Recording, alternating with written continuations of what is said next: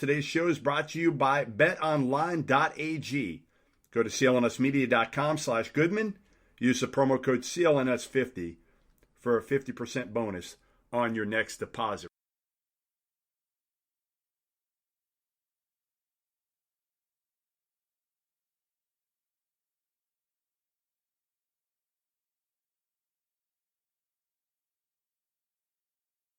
Welcome to another edition of the Good and Plenty podcast. I'm your host, Jeff Goodman, and we are recording this podcast on Monday afternoon. We got a great show for you today. We have Boston Celtics star Jayson Tatum.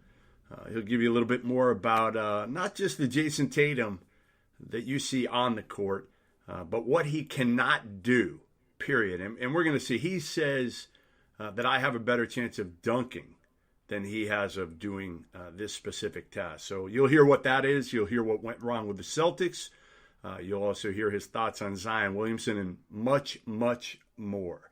Remember, Good and Plenty coming to you once or twice every single week, even in the offseason.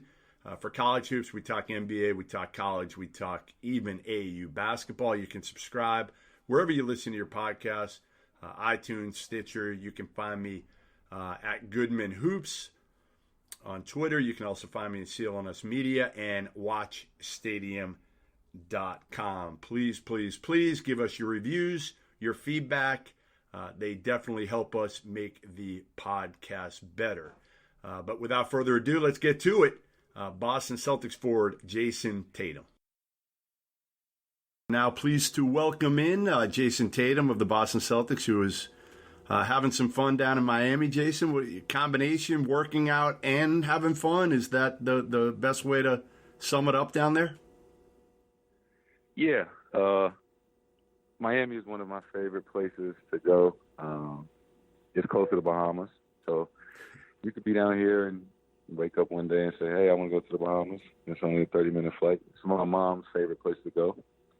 And, still, working on getting better and staying in the gym.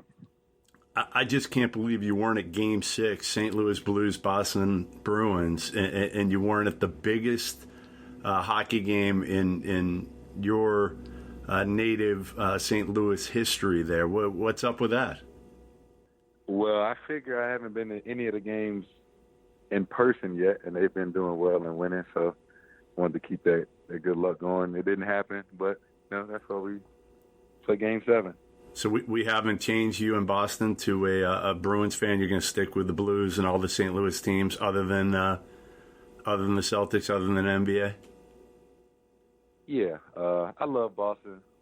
I even know guys on the Bruins, but I'm not going to say I'm the biggest hockey fan. This is more of a St. Louis thing and something that I feel like would be great for our city. Boston is known as title town. Like, Celtics always win, the Patriots, the Bruins. People don't know much about St. Louis, so we don't get a lot of recognition. So, this would mean so much to, just the city of St. Louis, just to have something positive to talk about. Have you ever gotten on skates? Have you ever skated? Yeah, I used to ice skate a little bit back when I was younger. My elementary school, we used to take field trips to the ice rink. What's your second best sport? Like, when you were younger, I don't know if you just did basketball when you were like 10, 12, but like what's the other best sport for you? It would be football. I played football right till I got to high school. Last year playing was 8th grade. I played every year since I was like 7, 7 to 6 till I was about 14. And my dad didn't let me play. I wanted to play so bad in high school. I wanted to play at least 1 year. My mom, she was okay for it. Come on, your mom was going to let you play football in high school? Yeah. And wow. My dad was like, no. I'm shocked. I was good in football. What'd you play? I started off playing quarterback, and I moved to wide receiver. And I always played safety, so I always played both sides of the ball. When I was younger, I won 2 national titles, with my JFL team. We came down to Florida. No, I only won once. We came down to Florida twice, lost 1 year, and the second year we came down and then we won in our age group. So let's have a little fun here early. I got some good ammo for you on a couple things. Number one, I want to hear you over this podcast try and whistle. Can you whistle? Like, how bad? I've heard you're bad. Like, you can't whistle. I got a little joke or saying that I always say. I tell people I can do anything in the world but whistle. All right, we got to hear you try it. Come on, let's see you try it right now.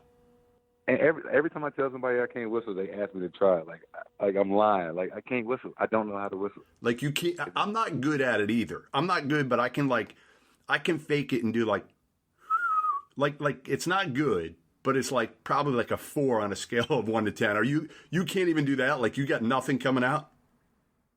It's equivalent to saying, like, Jeff, I give you a basketball, go dunk it. Like, you just can't dunk. I cannot whistle. All right, somebody's got to work with you on this. I don't know who. We got to get somebody to work with you in the next year. You got to be able to whistle when we do this again, all right? Like, we're going to find the whistling, the whistle, whisperer or something like that, whatever it is. I remember back in high school, your mom used to send you texts before every game. This is the first time I ever met, I think, your mom. I'd already seen you play a bunch. But I talked to her at like the Hall of Fame tournament, maybe in Springfield, Mass. And she showed me the text she would send you. And every time you would send her back, yes, ma'am. Do those texts, do they still, have you changed? Is it still the same deal, even though you're 2 years into the NBA? No, so now I can look at my phone at halftime at college. College, we couldn't look at our phone at halftime. High school, I didn't look at my phone at halftime. But now, since I've gotten older, and she comes to every home game, and she does it at home game when she's there, when she's not there. She texts me before the game and at halftime, and I always say the same thing, yes, ma'am. Yes, ma'am. This is every time. So does everybody, I didn't even know that, like, does everybody go in at halftime, and are they every one of you looking at your phones, at least glimpsing and seeing? Do you think that's commonplace for all of you to get texts from maybe a trainer, a parent, like somebody, I don't know who?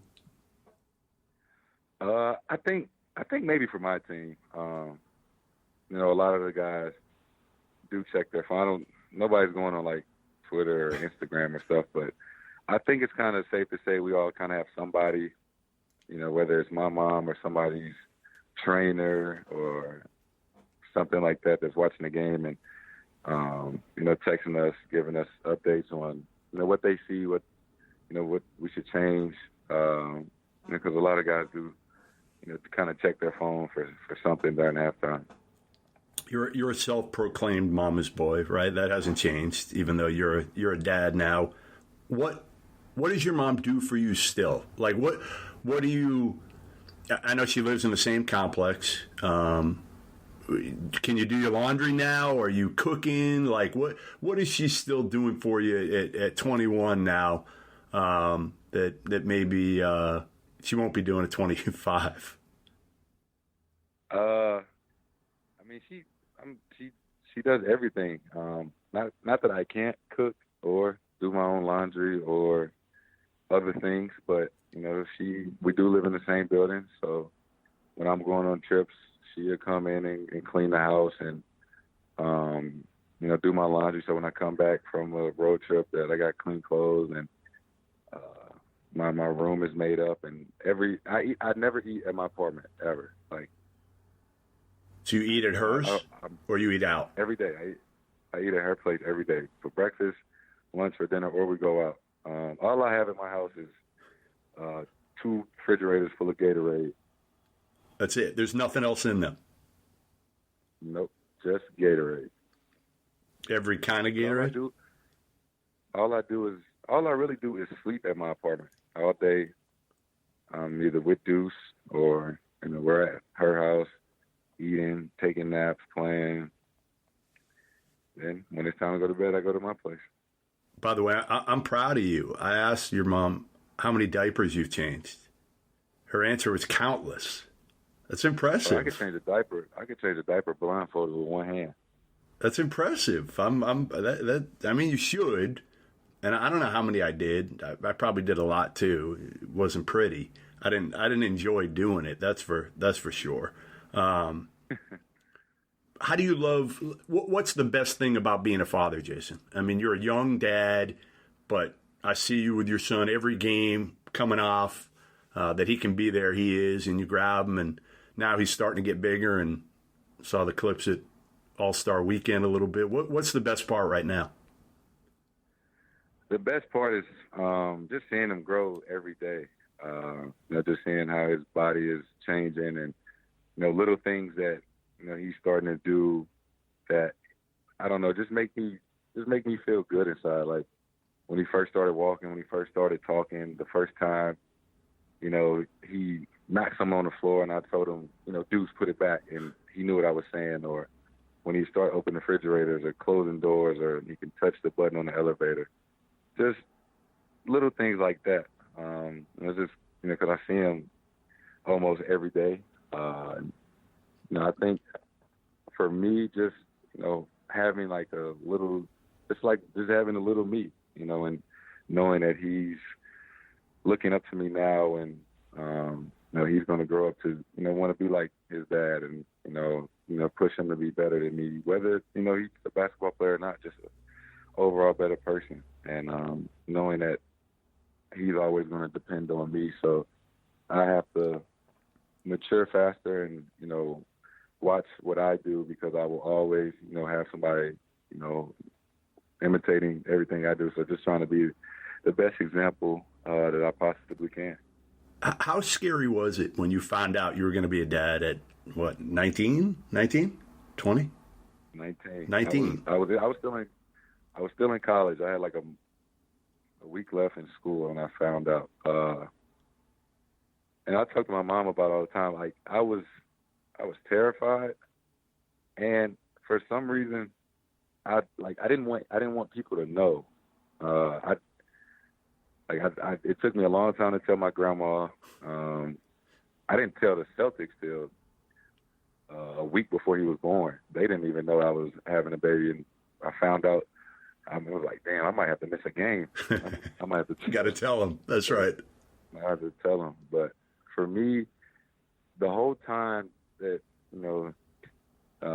during the pregnancy, I for some reason I had this weird feeling that people were going to like view me differently, or judge you. They were going to stereotype me or judge me. Be like, oh, he's just another 19-year-old having a baby in the NBA. He's not focused. So I was like terrified that, teams weren't going to draft me anymore, that this good kid image of me was going to change.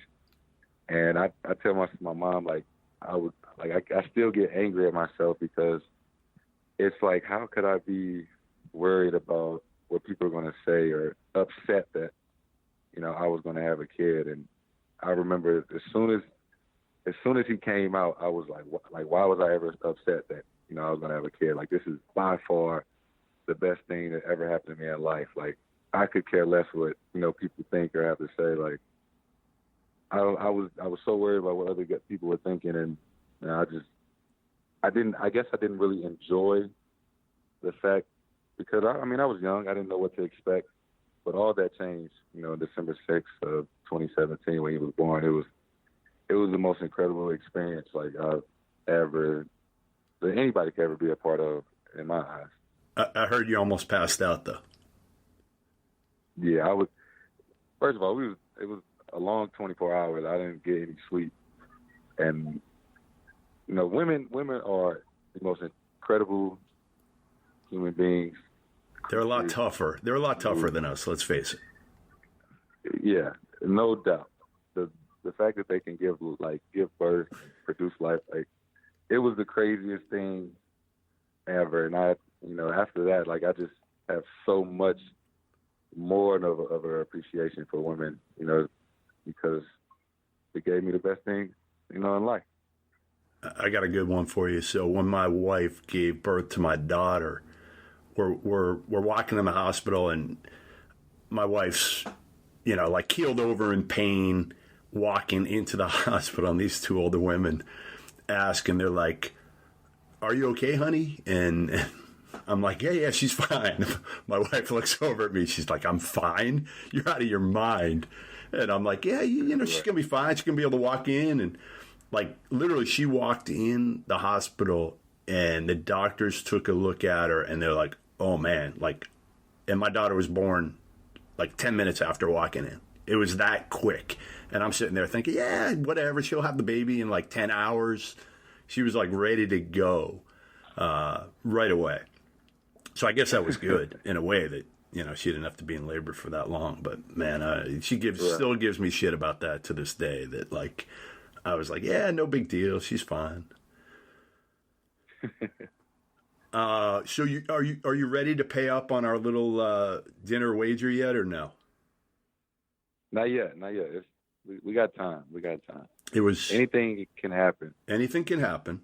We bet on Dedrick Lawson, your boy from Kansas, who I really like. Yep. I think he's really matured a lot too in his last couple of years since being at Kansas. But we bet initially, you were crazy enough to bet me that he'd be a lottery pick. And I didn't want to, it was like taking candy from a baby. So I changed it for you to give you a chance. And I said, we'll go first round. So we got a little wager on dinner. If Dedrick Lawson gets taken in the first round, I got you. And when he doesn't, because I don't think he's going to. I think I'm gonna hit you up for a pretty good steak or seafood place here in Boston, or maybe you can show me a good spot in St. Louis. I'm still looking. Somebody sent me a picture of St. Louis bagels the other day. Is it true? Are they literally like cut up? Are they sliced? Yeah, we call them bread slice. What is up with that? You can't slice bagels. First of all, I get bagels from St. Louis Bread Company, which the rest of the world knows it as Panera. But it started in St. Louis. So in St. Louis, it's called St. Louis Bread Cup. And you go get a Cinnamon Toast Crunch bagel, bread slice. Start your day off right. So what do you do here? Like, do you go get a bagel here and ask them to slice it in 20 different pieces? The few times that I did go to Panera Bread, I asked for a Cinnamon Toast Crunch bagel, bread sliced, and it looked at me like I had 3 heads. Yeah, they should have. They should have refused to serve you. I said, listen, just cut it in like 8 pieces. He was like, are you sure? I said, yes, thank you. That's classic. Quick break to tell you today's show is brought to you by betonline.ag. The NBA Finals are obviously in full swing. Toronto's up 3-1 at the time of this recording. We are recording Monday and just found out that Kevin Durant will play Monday night. So the Raptors right now are minus 500 to win, but that is going to change here with KD playing. I still think Golden State can make a run if KD's healthy, but he's had a long layoff, so we'll see what happens there. You can also make custom player bets during the games. Unbelievable. You can pick a player and a stat, and betonline.ag will give you a line for it. They have absolutely everything. I mean, you name it. They got futures. They got player bets. So make sure you go to clnsmedia.com/Goodman. Get a 50% bonus when you sign up. Use the promo code CLNS50. You can also bet in BetOnline's virtual casino. Make some money there too. Futures, like I said, baseball's in full swing. You got NFL futures already out, college hoops futures, you name it. Game 7 of the Stanley Cup Finals is Wednesday. There's a ton going on, so don't miss out on all that. Whatever you do, make sure you use betonline.ag. Use the promo code CLNS50 for, again, that 50% bonus in your first deposit, or just go to clnsmedia.com/Goodman. All right, let's get into some actual hoop stuff. Well, we'll bounce around a little bit. We'll start off with an easy one. 5-10 years down the road, even let's say after you're done playing hoop, what do you want to do? Like, I know you're only 21, but like what are your interests? What do you like to do? Or what do you foresee yourself doing maybe down the road? For me, I would love to move back to St. Louis after I get done playing in the NBA. I've talked about it with my high school coach, going back to my old high school, Chaminade College Prep, and start coaching high school basketball. Depending how old my son is, coaching him, coach him in high school. That'd be actually pretty cool. I actually think you've got the right mentality to be able to coach. Your personality. When you got drafted, I remember by the Celtics, I compared you in your personality a lot to Al Horford. Do you see that at all now? Being a couple years, being his teammate? I definitely do. Definitely do. You guys are pretty even keel. Neither one of you ever says anything dumb or inflammatory, no matter how much the media we try to get you to say something good. Neither one of you ever bites, which I'll give you credit for, because he's got you by about 15 years. Yeah, and Al's one of my favorite people. He's like the dad of the team. He's not. He's like Al. I think Al just turned 34, so he's 13 years older than me. But Al is like, one of the true professionals. He's somebody that he's been in the league a long time, made a bunch of money, multiple All-Star games, and he just does everything the right way. And for a young guy coming in, he's somebody that I really admire. Just how he went about his business. He's just very, very professional. It's part of what surprised me about this past year, Jayson, is you look at individually all the players in your team, guys like you, Al, the toughness of Terry, Marcus, and the other Marcus. I just didn't think, leadership or chemistry would be a big issue. But how big was it this year? How much do you factor in, now that you've had a chance to reflect, those things as contributing to why you guys underachieved this year? Yeah, I think chemistry had a lot to do with it. I think people kind of undervalue how much chemistry really means to teams that are really, really, really successful. At times, our chemistry, was where it needed to be, and sometimes it wasn't. I just think we just weren't nearly as consistent night in and night out as we needed to be. We showed a lot of flashes of being the team that everybody thought we could be, but it wasn't enough, and it was a tough year. We had so many expectations from our team and individuals, but clearly we didn't live up to it, and it wasn't a good season. How much do you think that had to do with too many mouths to feed? Too many guys that wanted theirs instead of sacrificing. We did have a lot of talent, a lot of guys, and I don't know what people believe, on the outside, but we had a lot of good guys. Like everybody wanted to win. Everybody wanted to make it work, but I don't know if we knew how to exactly do that. Because we all got along great, on the plane, off the court. But even watching film, it didn't necessarily look like we were all on the same page during the games. And it's not one person's fault. It's not Brad's fault or Danny's fault. We all played a part. People can blame the GM and the coach, but we still had to go out there and perform and do our job. And like I said, we didn't always do it.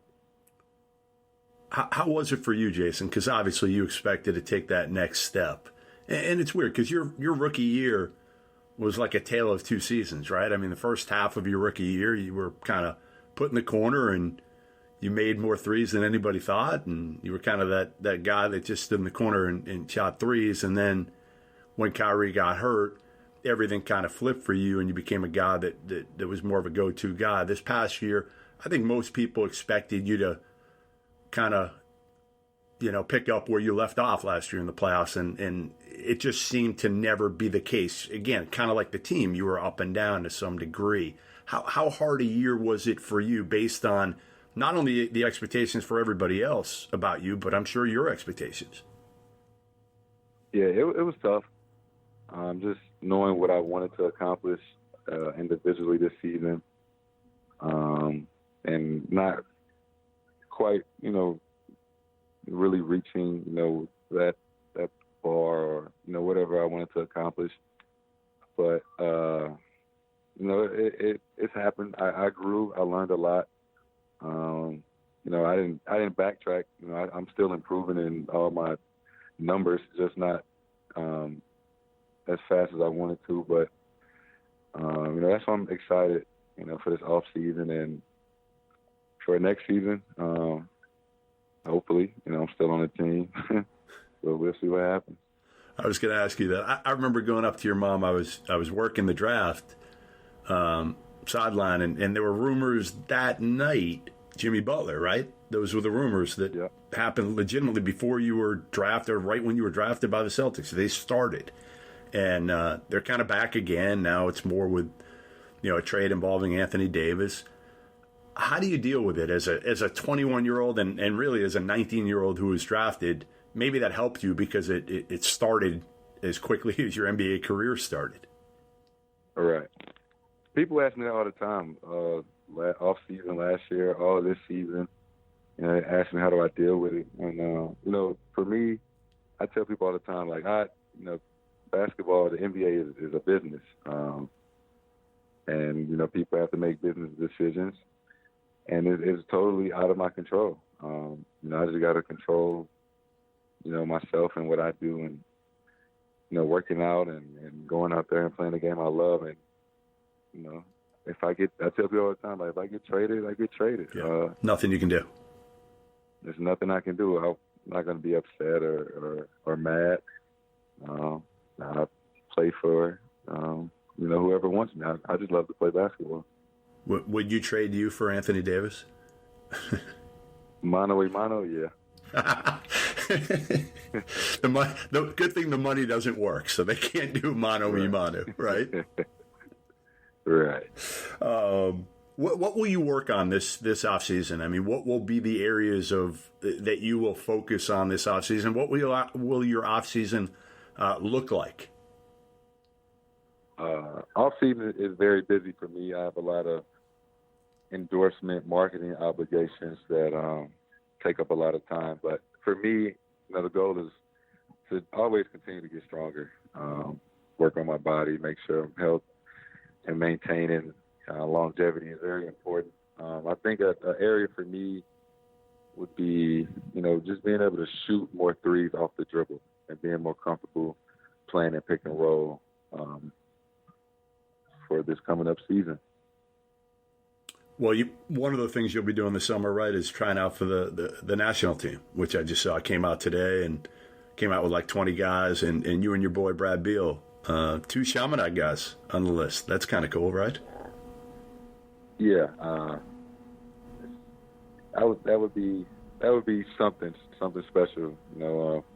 His first time on a national team and my first time, and we be on a team together. 2 guys that kind of grew up in the same neighborhood, same high school. Just like a brother to me. That would be pretty special for the both of us if we got to play together. And I assume your goal, one of your big goals, to try to make the Olympic team in 2020 in Tokyo? For sure. I have a lot of different goals, but that's definitely in there. And I just try to take it one at a time. Worry about making the World Cup team this summer and have a great season and a healthy one and go as far as possible, and worry about Olympic team next summer. I think whistling should be at the top of your list of goals. I think that should be number one. It should be number one. I don't know if you can accomplish it though. It sounds like it's going to be a struggle. Specialist. We're gonna get you. I might tweet out that we need a whistling specialist in Boston.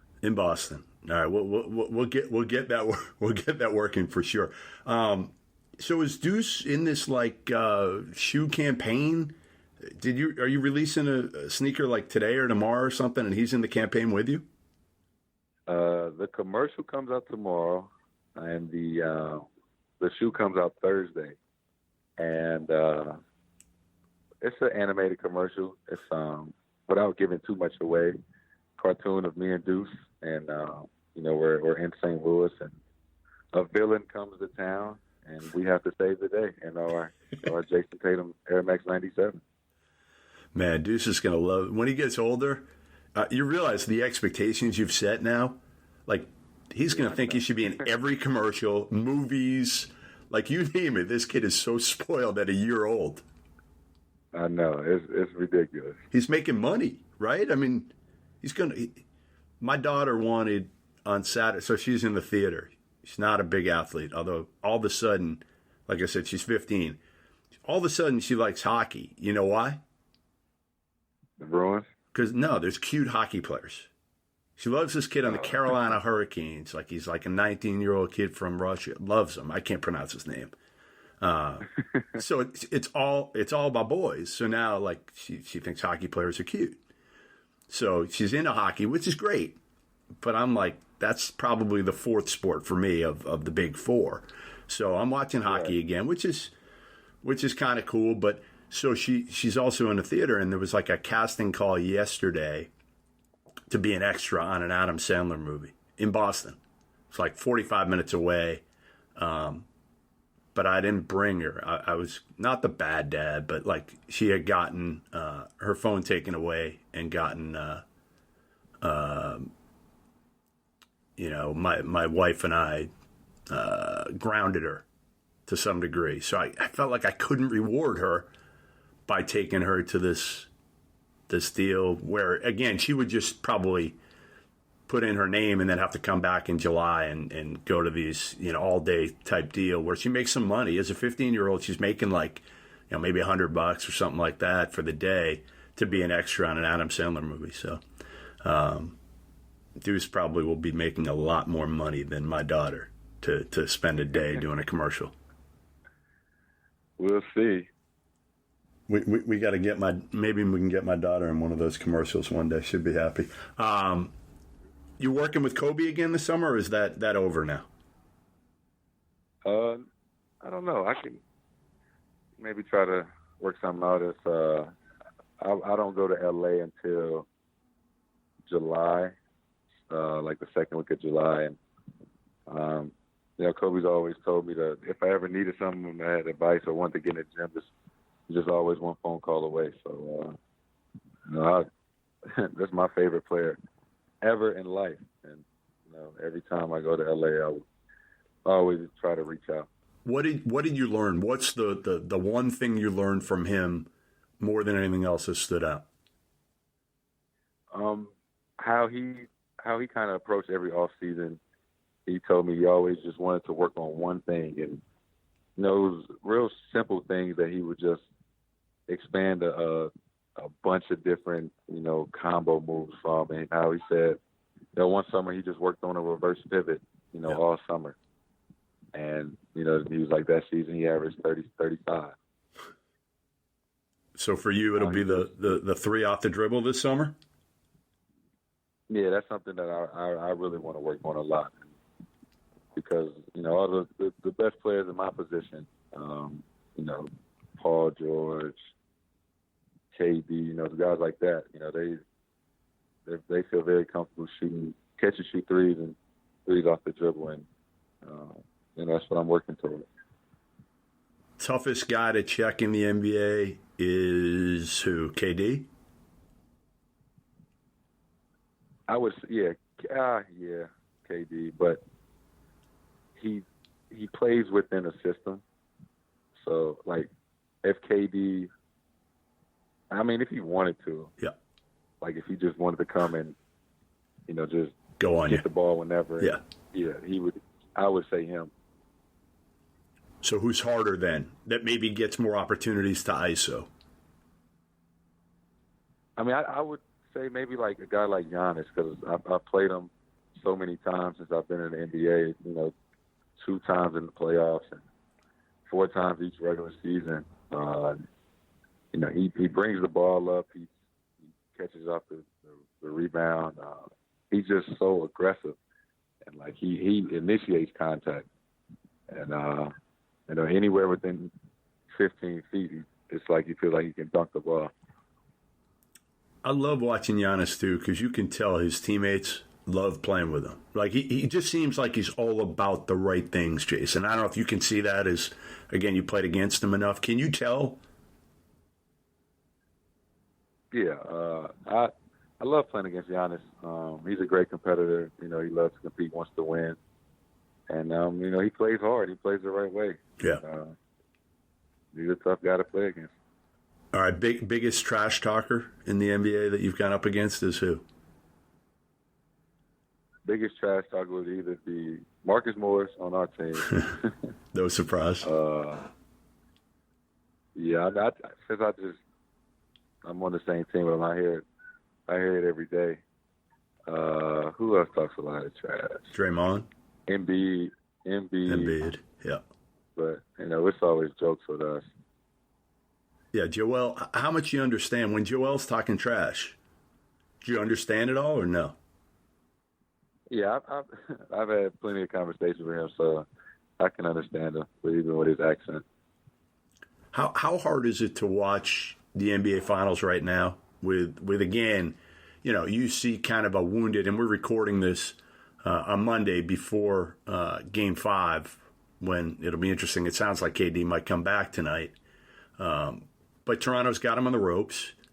Golden State's certainly vulnerable, whether it's due to injuries or whatnot. And do you watch Toronto right now and say to yourself, man, like if we had just gelled, that should be us? Yeah, that's exactly how I felt. That's kind of what stings the most is like, wish we didn't leave things on the table, wish we would have made it work, because, you don't know how many times you get opportunity to be on a team that good that really, really has a chance. And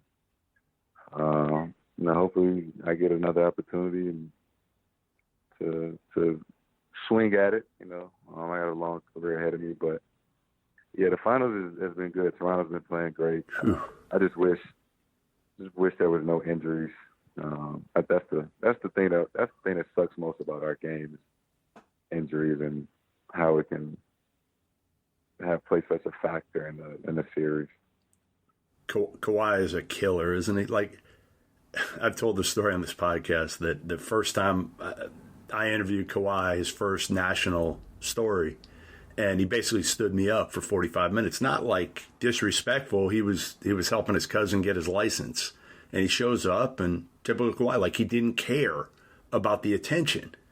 And I think that's he's just built differently than almost every other player in the league. And that's what makes him so special. Like, he doesn't care about the attention.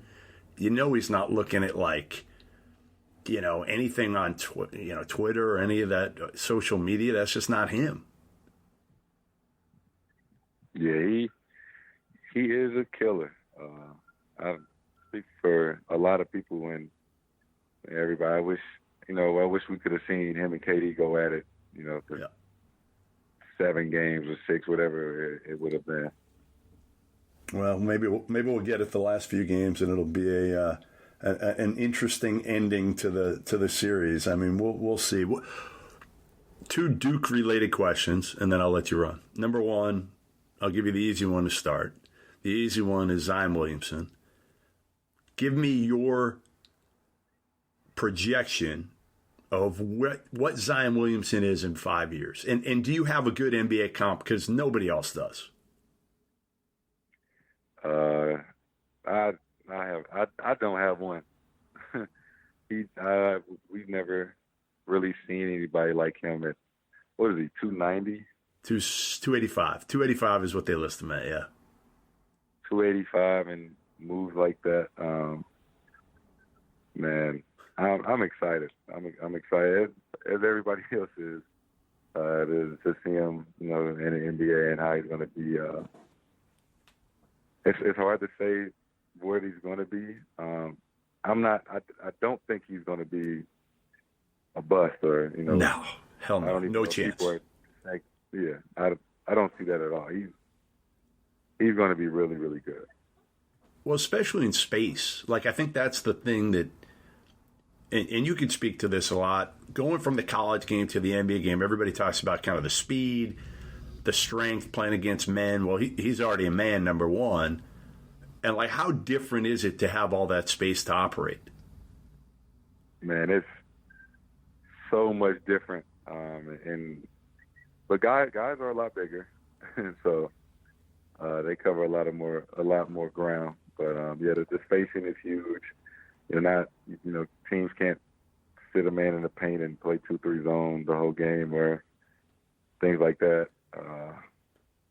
So yeah, he's gonna be special. You see that they moved the college 3-point line back to international distance? Yeah, I like that. I do too. Like that. Yeah. Was it too easy? Now, again, for you, a lot of people hammered you that, including myself, that you couldn't shoot the three in high school and even in college that much. How much of a factor do you think it's going to be for the general average 3-point shooter in college?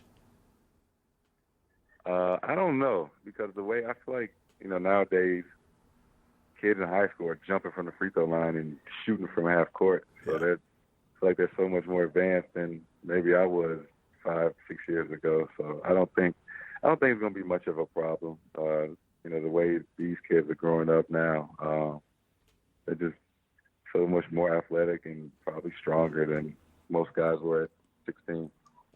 All right, so the last question for you, another Duke-related question. Kyrie, everybody's speculating where he's going. I'm not going to ask you to do that because I wouldn't do that to you. How much have you talked to him since the end of the season, and how do you think he's handling all the criticism? You said earlier in the podcast that, listen, it wasn't one guy, it wasn't Danny Ainge, it wasn't Brad Stevens, it was all of you. And certainly him being the star and the most recognizable player, he probably took the brunt of it, even more than Brad Stevens or Danny Ainge. How do you think he's dealt with that type of backlash? I talk to Kai a lot. Check up on him, checks up on me. Just because when you see somebody every day for 2 years, and then when a offseason comes, even like last summer, we see each other every day, and then the summertime comes. It's been a week, but it feels like I ain't seen him in 2 months. But I think he's handling it well. It's tough to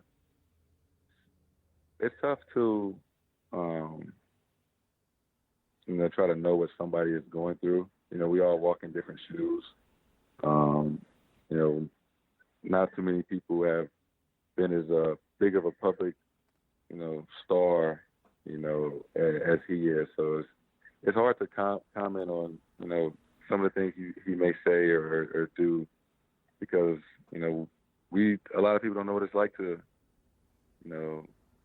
be the focus of attention like he is, and be so well known, and, have your own shoe and have your own movie and things like that. So it's hard to say what he should have done or shouldn't have done, because, everybody's different and people go through different things in life. But, he's doing good, enjoying time with his friends and family, like we all are this offseason, and, just relaxing. Yeah, I think the hardest part, from Boston fans' perspective, I think the hardest thing was when he said, I'm staying, whatever it was, in the preseason.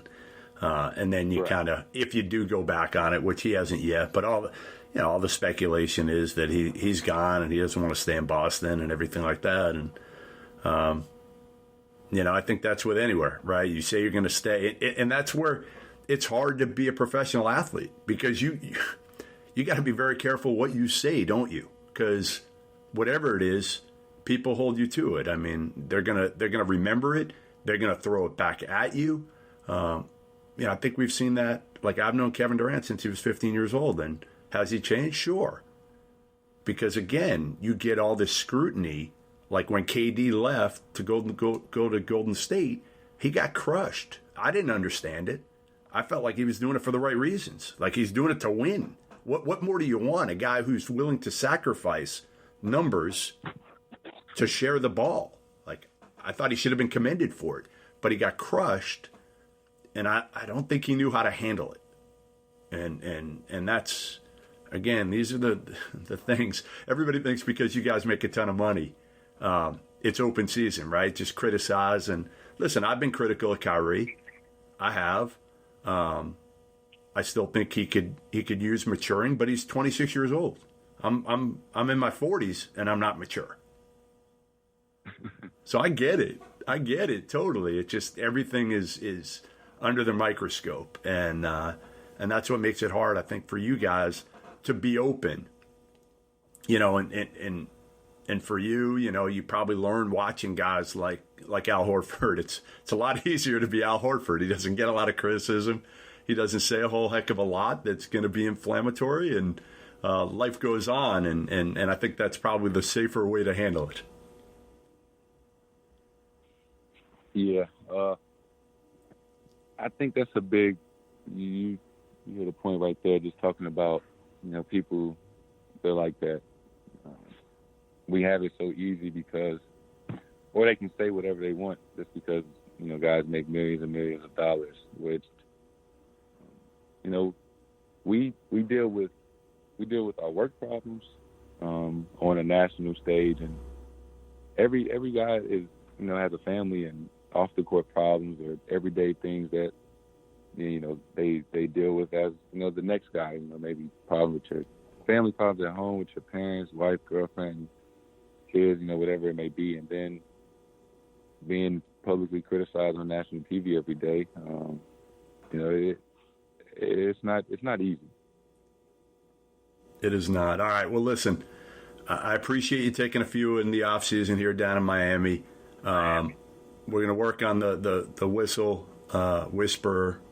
We'll see who we can get here, but we're gonna do that. We're gonna do that on camera. We're gonna get somebody to come in to your apartment, to your condo, and we're gonna work on. We're gonna show people how it starts, how bad you are, and then by the end. Like, I wonder how long it can take.